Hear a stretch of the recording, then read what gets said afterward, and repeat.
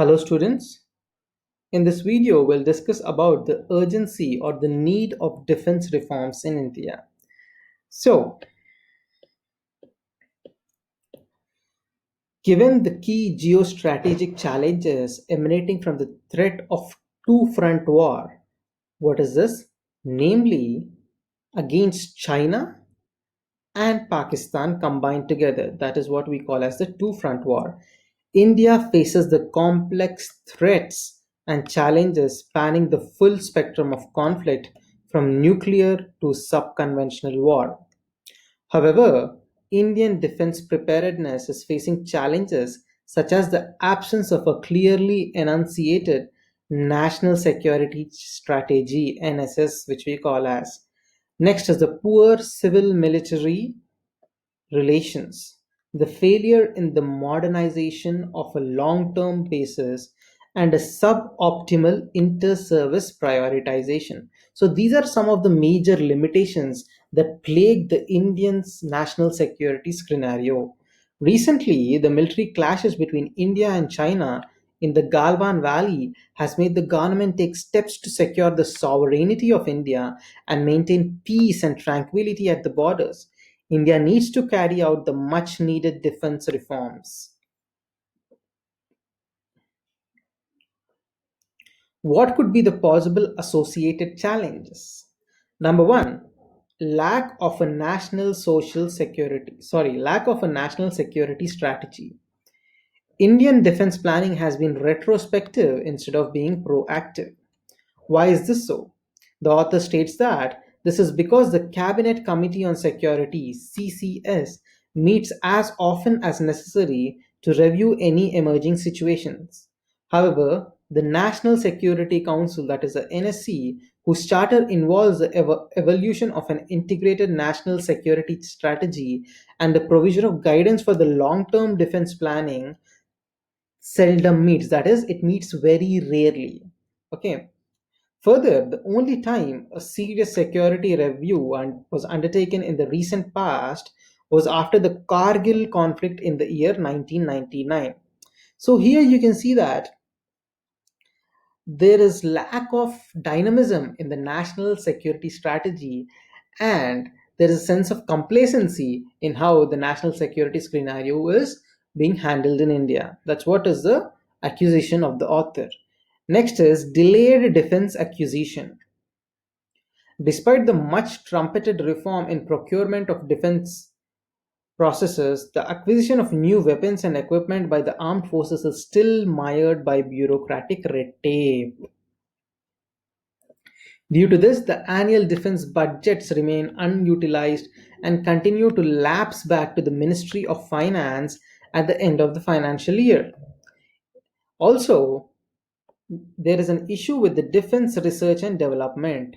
There's a dichotomy between the time consuming quest for technological self reliance and the desire of the services to import arms and equipment based on immediate operational exigencies. So the disconnect in the interface between R&D, the production agencies and the users remains unresolved even till date. So this is the conflicting interest where there's an immediate requirement for the so as to satiate the immediate requirement of the army or the armed forces. We are trying to depend on imports. However, so as to develop a self reliance in the armed forces, there is definitely a need to invest more in R&D and develop indigenous machinery and technologies. Thus, make or buy decisions are still contentious, and the DRDO projects continue to be delayed with the consequent cost overruns. Next is difficulty in attracting foreign investments. Foreign investments remains crucial for infusion of cutting edge technology. However, there are several issues which hamper the inflow of defense related FDI in India. For example, issues related to land acquisition, labor laws, regulatory cholesterol, the conflict between the Ministry of Defense and the Department of Industry and Internal Trade regarding the computation methodology of FDI are also plaguing or inhibiting the defense FDI. So, in the light of the situation, what could be the way forward? There's a need for a comprehensive NSS, that is the National Security Strategy. The first and foremost requirement for the government is to formulate a comprehensive NSS inclusive of internal security so that all the stakeholders are aware of what is expected of them.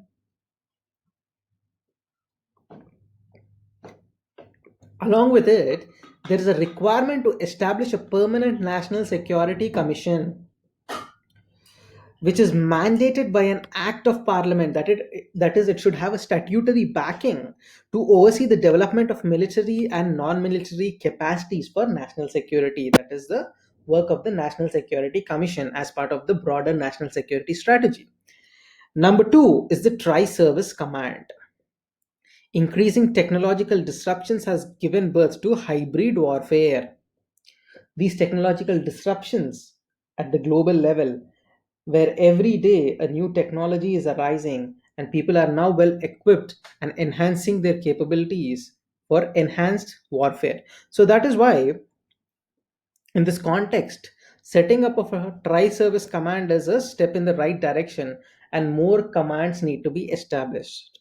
Also, the establishment of the post of the Chief of Defense Staff, that is a CDS, will complement the tri-service command. Next is to implement the Naresh Chandra committee recommendations. What are they?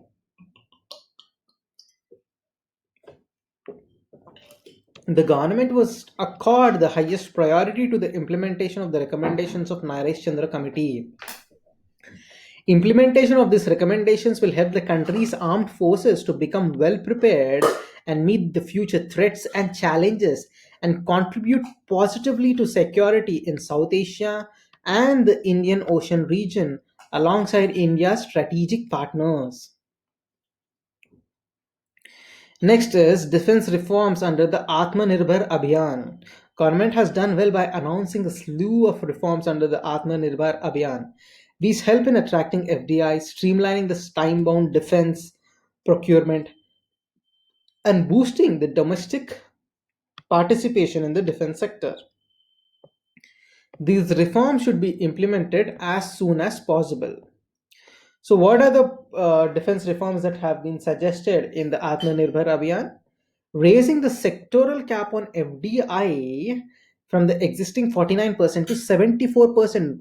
So, today, 74% of the FDI can be routed through automatic route. Number two, a negative list of the import defense equipment in India. A separate capital budget for indigenous weapons procurement is also proposed. Number four is the corporatization of the Ordnance Factory Board, and the next point is the reforming of the defense procurement. So these are some of the slew of measures that have been proposed under the Atmanirbhar Abhiyan regarding to defense reforms. So in conclusion, the author states that India, with the second largest armed forces and with the third largest defense budget in the world, aims to achieve self-reliance in defense production. When the draft Defense Procurement Policy 2020 was unveiled, it was a push forward for higher indigenous content and encouraged initiatives for local material and software as part of Make in India. So here on your screen you can see the Atmanirbhar Abhiyan, enhancing self-reliance in defense procurement. So, Make in India for self reliance and defense procurement. These are the various provisions that were proposed, which we have already discussed. And having discussed about the issue, the need for defense reforms, and what could be the potential defense reforms that could improve the defense sector in India, now let us try to look into a question related to the mains examination. With the threat of a two front war becoming more and more imminent, India cannot afford to delay the much needed reforms in the defense sector. Discuss.